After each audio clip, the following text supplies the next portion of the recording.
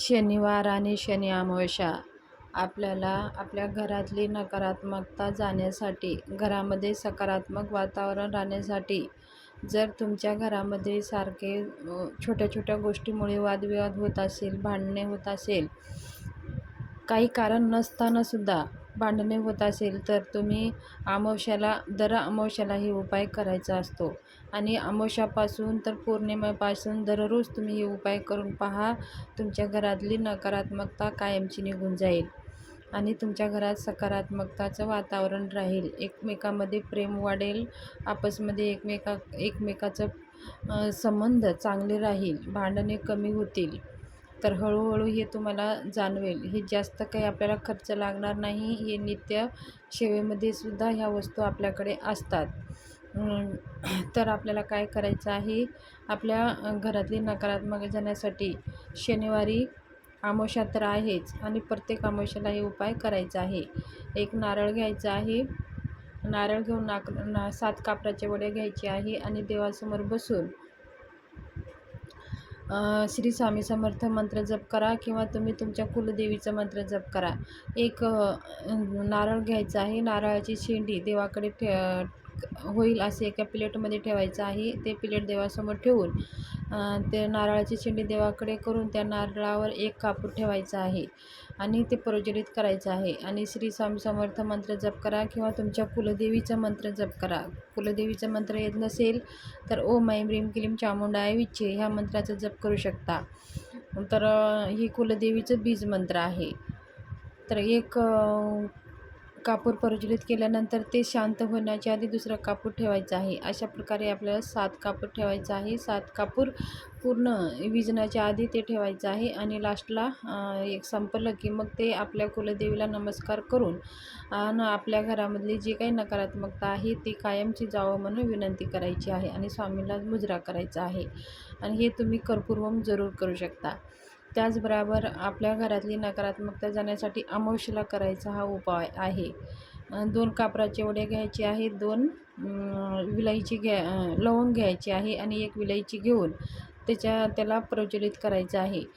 हातामध्ये पंती घेऊन पूर्ण घरामध्ये फिरवून देवासमोर फिरवून आपल्या घरामधून ओवाळून ते मुख्य दरवाजाच्या तिथं ठेवून द्यायचं आहे. असे केल्याने सुद्धा घरातली नकारात्मकता कायम निघून जाते आणि घरामध्ये सकारात्मकताचं वातावरण राहते.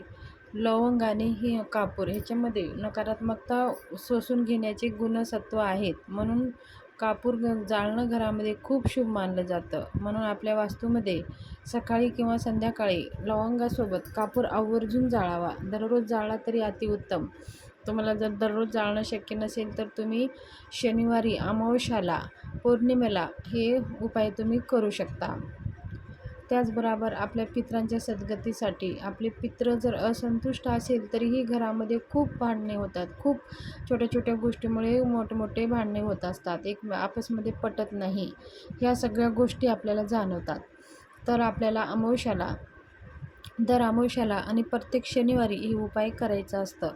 आपल्याला एक कणकेचं पीठ घेऊन त्याचा एक दिवा बनवायचा आहे. त्या दिव्यामध्ये लांब वाती घ्यायची आहे आणि त्याचे तोंड दक्षिणेकडे होईल असं करून त्या दिव्यामध्ये राईचं तेल टाकायचं आहे. राईचं जर नसेल तर तिळाचं जरूर टाका, पण तूप टाकू नका.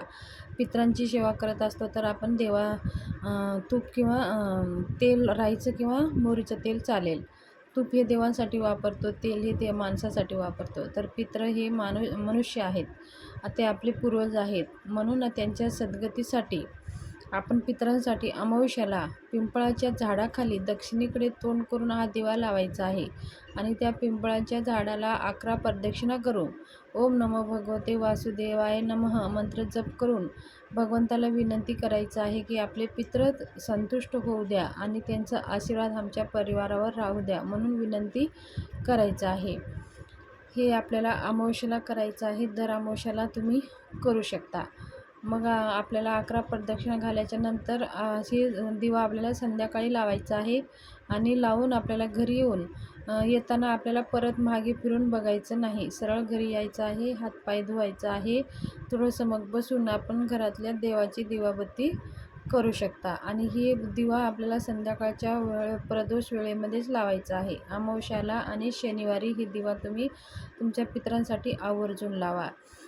पिंपळाच्या झाडाखाली पितरांचं वास असतं असं मानलं जातं.